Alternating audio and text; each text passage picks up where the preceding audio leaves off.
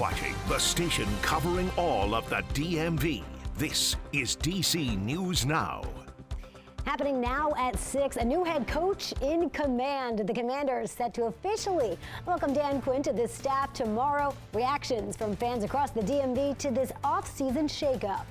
And Metro announcing some changes to service this weekend. We have a breakdown of the delays you can expect on the red, green, and yellow lines.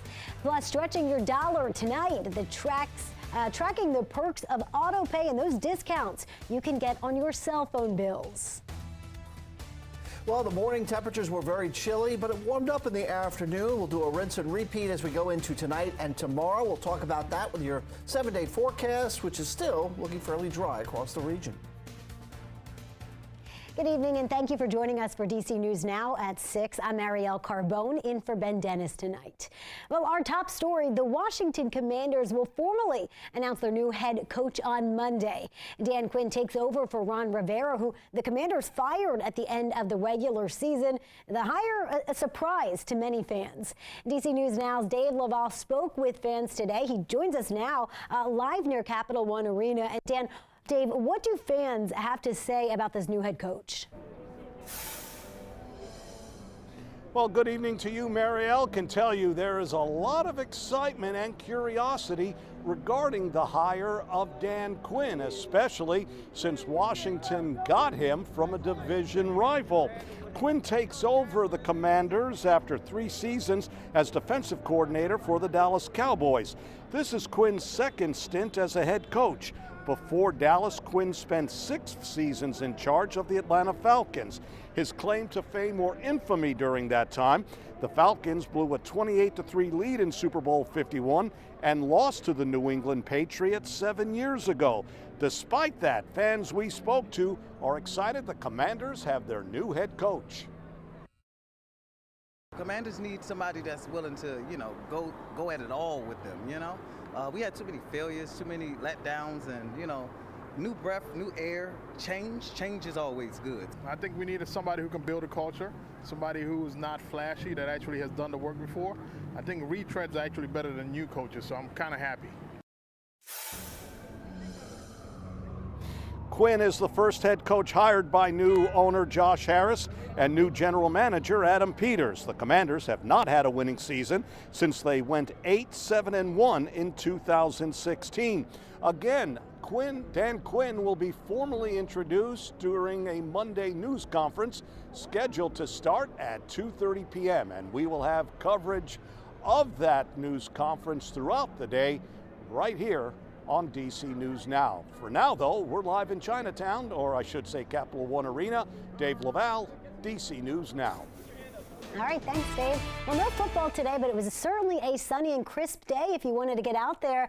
Scott Sumner here with a check on our weather. And a great day still to be outside. Absolutely, Marielle. Yes, it was chilly this morning, and yeah, we warmed up nicely. I'll show you the highs as coming up, but 49 degrees is what we have out there. Clear skies, as you can see, as we look westward towards Roslyn. The high today in the district of 51 degrees. The low was 32. We're down to freezing. High it should be 46 and 30. The average high and low, that is, and the record, well, 70 set back in 1991. Record low of 2, set back in 1898. And just like last night, we'll see temperatures after the sun sets here falling nicely throughout the 30s and getting down to that freezing marker, even a little bit below here around 6 o'clock in the morning, showing about 29 degrees in the district. And why are we so chilly and why have we seen so much sunshine? Well, this big blue H is keeping all these clouds away from the area as we go into the evening hours and will continue in towards tomorrow. We'll have more details with that 7-day forecast, Marielle, coming up in just a bit. All right, thanks, Scott. Well, a man is in custody in connection to an overnight stabbing in Northwest D.C. It happened on 18th Street around 2:40 this morning, and police say the victim was taken to a nearby hospital with serious injuries. 33-year-old Leon Taylor of Northeast is now charged with assault with intent to kill. And staying in the district, police are investigating 2 separate shootings just minutes apart that left 2 men injured overnight. The first happened around 2:30 on N Street Northwest. The victim there was a male. He was found conscious and breathing. Then 10 minutes later, another shooting, this time on 12th Street in Southeast. The victim in that case, also a male, conscious and breathing on scene. Police are looking for a blue Chevy Impala with Virginia tags in connection to that second shooting. Meanwhile, in Virginia, police in Fairfax County say one person is dead and 6 others are injured following a 2-car crash in Annandale this morning. Officials say it happened at the intersection of Braddock Road and Bradfield Drive.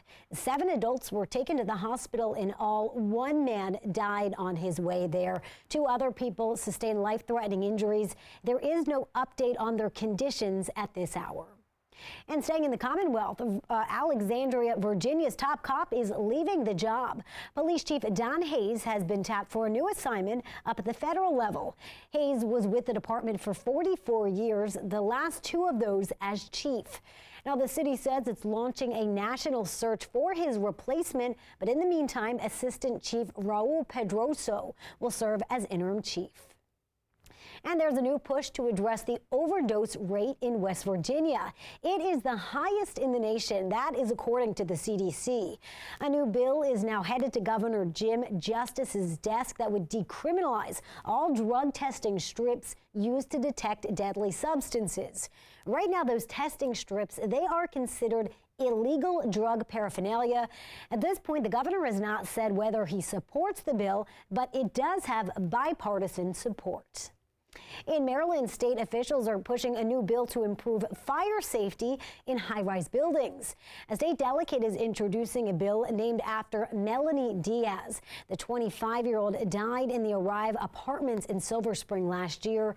And this bill, it'll require high-rise buildings to install smoke alarms in public corridors and then notify renters if their buildings do not have sprinkler systems.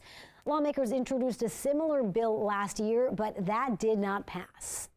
And back in the district, council members will take their first vote this week on a massive crime bill introduced by Councilmember Brooke Pinto. DC News Now's Tosin Fakile has more on this next step for the omnibus legislation.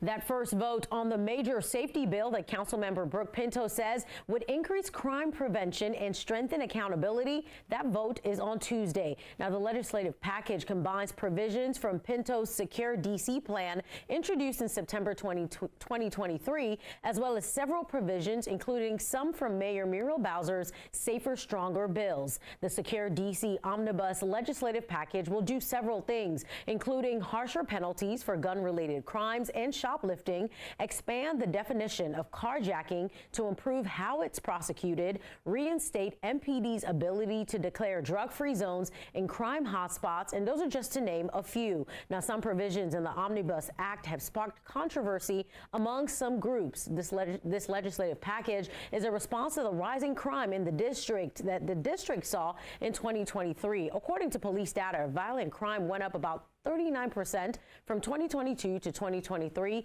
in D.C. And D.C. Police Chief told D.C. News Now last week that they're continuing to work hard to drive crime down. And one critical aspect is working with juveniles. And she says passing the Secure D.C. omnibus will help. We have juveniles. I mean, it seems to be for almost every report we receive, it's usually a juvenile wearing a ski mask. We've got to ensure that we pass this legislation for DC Secure, because that's going to give us an additional tool in order to address these crimes. And we need to make sure that there's some accountability to these young people. D.C. Council's legislative session starts this week, and it's expected the Secure D.C. omnibus legislation will pass the first vote. That vote is this Tuesday, February 6th. In the studio, I'm Tosin Fakile. Back to you. Well, heads up for commuters. Metro will be doing maintenance and repairs on several rail lines the rest of the weekend. Here are some of those closures and changes you should keep in mind if you're planning on hopping on the train tonight. These changes, they impact the red, green, and yellow lines.